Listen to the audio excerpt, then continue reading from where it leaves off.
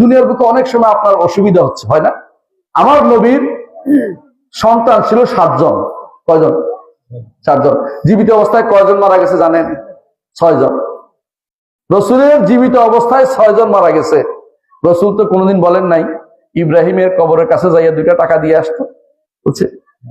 হ্যাঁ, ইসমাইলের কবরের ওসিলা দিয়ে বলছে ইসমাইলের কবর আল্লাহ, ইসমাইলের কবর, ইসমাইলের বংশধর আমি, আমার বাঁচাও, ওলি আল্লাহর বংশধর আমি, নবীর বংশধর আমি, এর বাঁচাও, কিচ্ছু বল, আমার ছেলে বাঁচা, আল্লাহ নিয়ে গেছে। তিনি সবসময় এটাই বলতেন, লিল্লাহে মা আখাজা ওয়া লাহু লাহু মা আতা, আমার যা দিচ্ছেন এটাও তিনি মালিক, আমার থেকে যা দিচ্ছেন এটাও তিনি মালিক। বুঝছেন কিনা কথাটা? সন্তান নিলেও তার, সন্তান দিলেও তার। আপনি দিয়েছেন, আপনিও যাবেন, সেও যাবে, একদিন আগে বা একদিন পরে। রাসূলুল্লাহ সাল্লাল্লাহু আলাইহি ওয়াসাল্লাম এটাই বলেছেন, যখন তার এক নাতি মারা যাচ্ছে, রসুলের কাছে চিঠি একজন লোক পাঠালেন যে রসুলকে আসতে বলেন, আমার ছেলেটা মরে যাচ্ছে, আপনি আমার মানে তাকে আসতে বলেন। রাসূলুল্লাহ সাল্লাল্লাহু আলাইহি ওয়াসাল্লাম বললেন যে সবর করো আর সওয়াবের আশা করো, সে চলেও যায়, আল্লাহর কাছে তুমি সওয়াব পাবে। তো মায়ের মন তো বুঝতেছে না, আবার পাঠালেন যে রসুল আবার আসতে বলো। রাসূলুল্লাহ সাল্লাল্লাহু আলাইহি ওয়াসাল্লাম তখন আসেন, ছেলেটাকে কোলে নিলেন, তার জান চলে যাচ্ছে। রাসূলুল্লাহ সাল্লাল্লাহু আলাইহি ওয়াসাল্লাম চোখ দিয়ে পানি বেরিয়ে গেছে। রাসূলুল্লাহ সাল্লাল্লাহু আলাইহি ওয়াসাল্লাম সাহাবাকে বললেন, ইয়া রাসূলুল্লাহ, কি? কয় যে এইটা হচ্ছে রহমত, কিন্তু আমি আমার রব অসন্তুষ্ট হয় এমন কথা বলবো না, রব অসন্তুষ্ট এমন কথা বলবো না।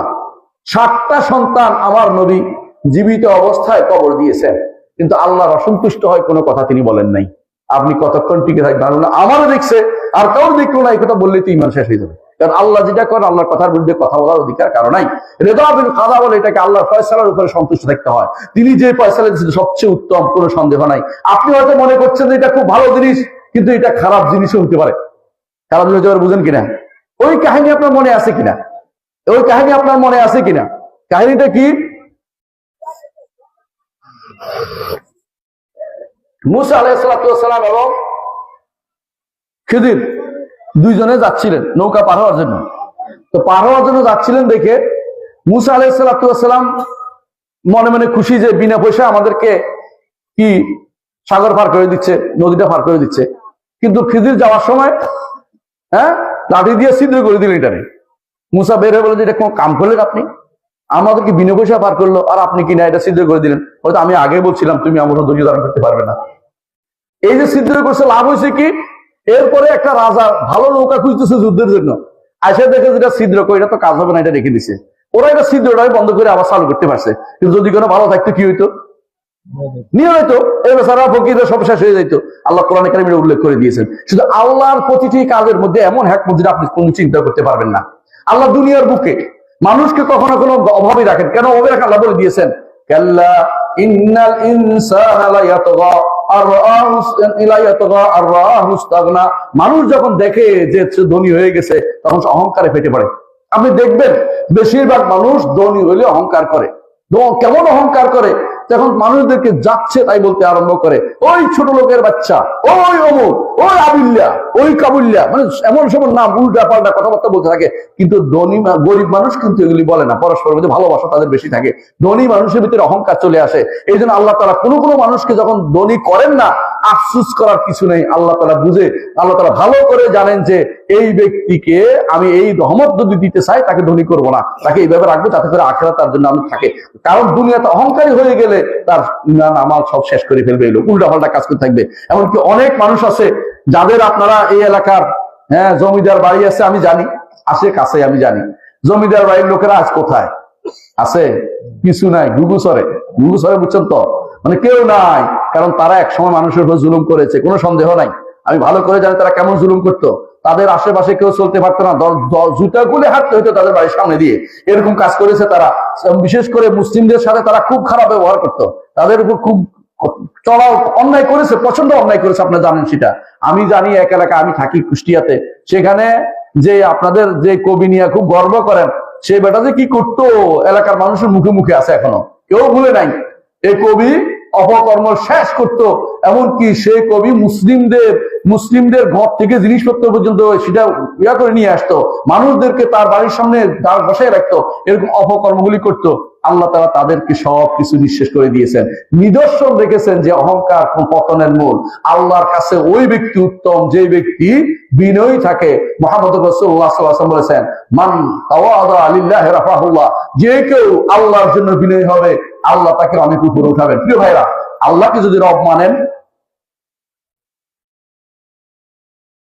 আল্লাহকে যদি রব মানেন, আল্লাহকে যদি রব মেনে থাকেন, তাহলে অবশ্যই আপনাকে মন বিশ্বাস করতে হবে যে ভালো মন্দ করে যা আমার রব ছা কেউ না, তিনি শুধুমাত্র আমার ভালো মন্দের মালিক। দুনিয়ার কেউ আমার ভালো মন্দ করতে পারে না। আল্লাহকে রব মানলে আপনার লাভ এইটা। এক নম্বর কাজ হচ্ছে আল্লাহকে রব মানতে হবে আপনাকে। দুই নম্বর হচ্ছে শুধু রব মানলে যথেষ্ট না, আমার জীবনের যত অ্যাক্টিভিটিস আল্লাহর দিকে দিতে হবে। রব মানার অর্থ বুঝেন কিনা? তিনি মালিক, তিনি জীবন দেন, তিনি মৃত্যু দেন, তিনি এটা দেন ওটা দেন, সব দেন আমাকে। ওটা তো তিনি তার পক্ষ থেকে আসে, আপনার পক্ষ থেকে কি যাবে? আপনার পক্ষ থেকে যাবে আমি তার জন্য সালাত করব, আমি তার জন্য যাকাত দিব, আমি তাকে খুশি করার জন্য সিজদা করব, আমি তাকে খুশি করার জন্য রুকু করব, আমি তাকে খুশি করার জন্য দান করব, আমি তাকে খুশি করব, আমি তার দিকে আমার দিকে যেটাই করি উপরের দিকে উঠে।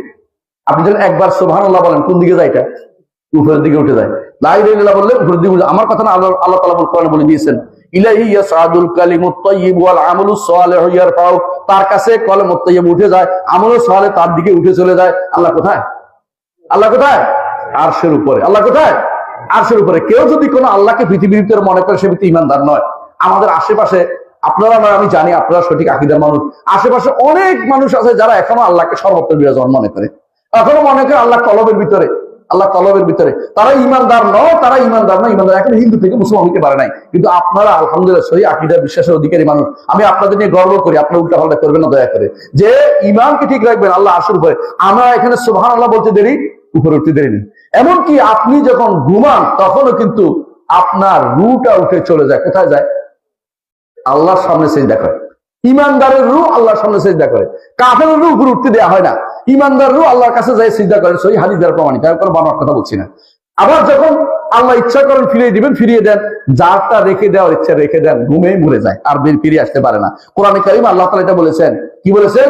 আল্লাহু ইয়াতাওয়াফাল আনফুসা হিনা মাউতিহা ওয়াল্লাতী লাম তামুত ফী মানামিহা ওয়া ইউমসিকুল্লাতী কাদা আলাইহাল মাউত ইয়ারসুলু উখরা ইলা আজালিন মুসাম্মা।